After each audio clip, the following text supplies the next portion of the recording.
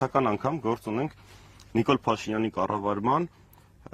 դատարկության հետ։ Այսինքն մի կողմից մենք ունենք այդ խոսույթը, որ հայ հորուի գնում ենք Եվրոպա, հեսա եվրոպական դարպասները, պատուհանները, ամեն ինչ բացեցինք մեր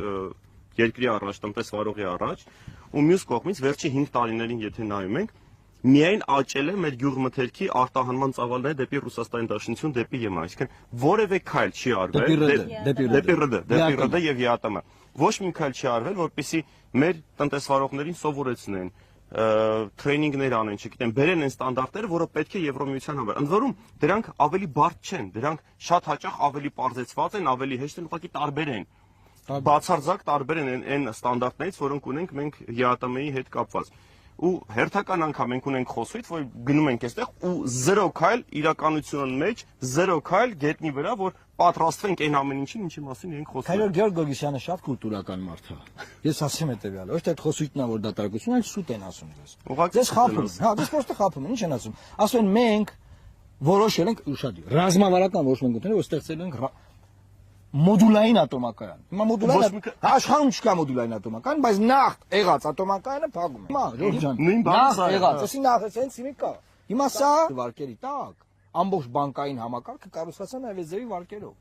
Դուք պատկերացնում եք դոմինոյի ինչ էֆեկտ կա։ Շղթայական ռեակցիան է, պատկերացնենք իրական։ Մեր ուղերձն այն է, սիրելի հայրենակիցներ, որ դուք ունեք մեր թիմի պես թիմ ընտրություններին մասնակցող, որը Մոսկվա կոնյակ չի արտահանում, որը ԵՄ-ել չի կոնյակ արտահանում, որը բիզնեսով չի զբաղվում, որը ոչ մի ձևի որևէ բանից, որևէ մեկից կախվածություն չունի։ Կարող է հանգիստ նստել բանակցել եվրոպական պաշտոնատար անձանց հետ, որտեղ մենք ԱԼԴԵ-ի անդամ ենք, հանգիստ նստել բանակցել ԵԱՏՄ պաշտոնատար անձանց հետ, այս խնդիրները լուծել։ Եվ բնականաբար Վրաստանում առաջացած այն խնդիրները, որ մենք հիմա ունենք, ես անդադար այդ բողոքները ստանում եմ,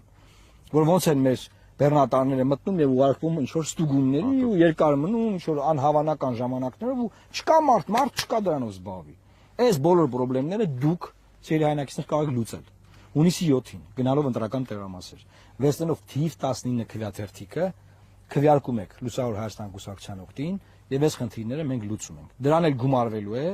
որ բանկերի եւ ԴՀԿ-ի դաշինքը մենք քանդելու ենք, ջարդելու ենք եւ այդ դաշինքը փլուզվելու է, ԴՀԿ-ն լուծարելու ենք եւ այն բարձր տոկոսները, որ դրված են մեր ժողովրդի վրա, այդ տոկոսները օրենքով սահմանափակվելու են։ Այնպես ինչպես Ֆրանսիայում, Ֆինլանդիայում եւ եվրոպական տարբեր երկրներում։ Դրանից բարձր վաշխառություն է։ Այսօր պետությունը խրախուսում է վաշխառությունը։ Սա էլ է այս թեմայի հետ կապված, որովհետեւ վերջին հաշվով այս տնտեսությունը եթե դրվում է վտանգի տակ, այս մարդիկ այդ բարձր տոկոսների տակ ինչ են անելու։ Այս եղած չեղածը խլելու են։ Սրա մասին էր այսօրվա մեր հանդիպումը, սիրելի հայրենակիցներ։ Մենք հիմա մարզից կվերադառնանք Երևան, մեր մյուս խմբին կմիանանք Քարոզչական եւ կշարունակենք քարոզչությունը Երևան քաղաքում։ Լավ մնացեք եւ Աստված պահապան Հայաստանի Հանրապետությանը։ Հետևեք մեզ եւ տարածեք։